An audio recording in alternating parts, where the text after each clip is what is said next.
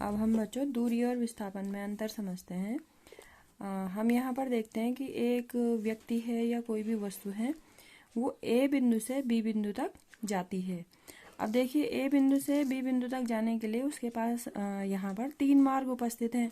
एक तो वो ए से बी को सीधे जाती है, दूसरा वो ए से बी तक जाने के लिए इस वृत्ताकार मार्ग को अपनाती है, तीसरा ए से बी जाने के लिए वो पहले ए से सी बिंदु पर जाती है और फिर सी से बी बिंदु पर आती है।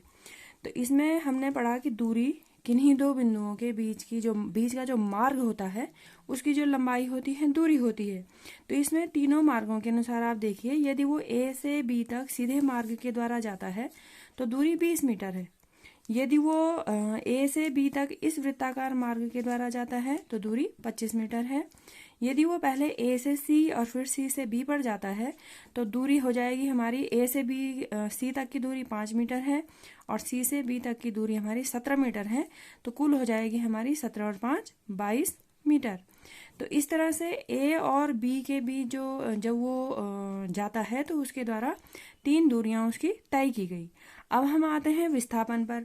विस्थापन में हमने पढ़ा कि जो विस्थापन होता है किन्हीं भी दो बिंदुओं के बीच का जो न्यूनतम मार्ग होता है, सबसे छोटा जो मार्ग होता है, उसकी लंबाई को विस्थापन कहा जाता है। अब इसमें आप देखिए बच्चों, ये भी इसका न्यूनतम मार्ग, सबसे छोटा मार्ग नहीं है। ए से सी और सी से बी, ये भी इसका सबसे छोटा मार्ग नहीं है, इसलिए ये 25 मीटर और ये 22 मीटर यहाँ पर विस्थापन नहीं रह जाता है। सबसे छोटा मार्ग है जो उसके द्वारा सीधा लिया गया, जिसकी लंबाई है 20 मीटर। तो यहाँ पर जो विस्थापन होता है 20 मीटर हो जाता है। तो इसमें आप दूरी और विस्थापन में अंतर देख सकते हैं। दो बिंदुओं के बीच की दूरी अलग अलग हो सकती है जबकि विस्थापन एक ही होता है।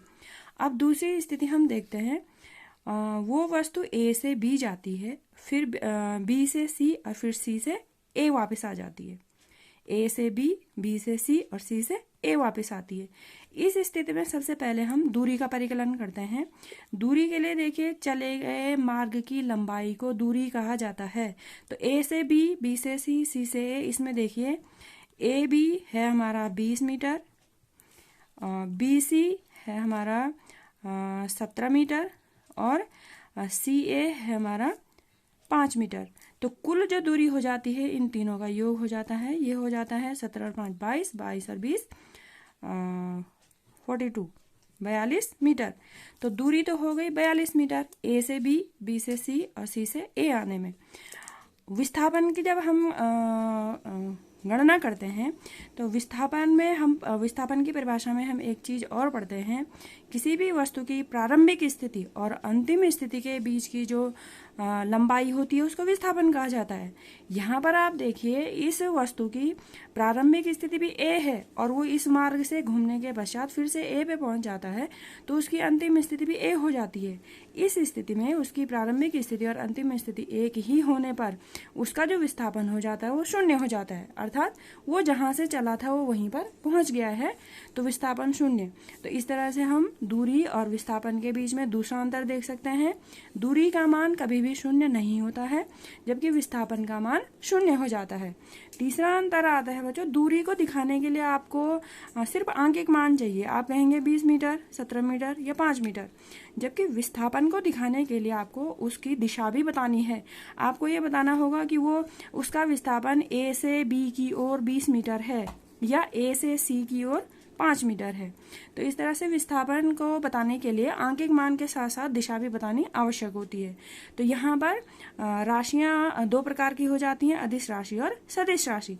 तो जो दूरी है आपकी उसमें दिशा की आवश्यकता नहीं है तो वो अदिश राशि हो जाती है, जबकि जो विस्थापन हमारा होता है उसमें दिशा की आवश्यकता हो जाती है, तो विस्थापन हमारी सदिश राशि हो जाती है।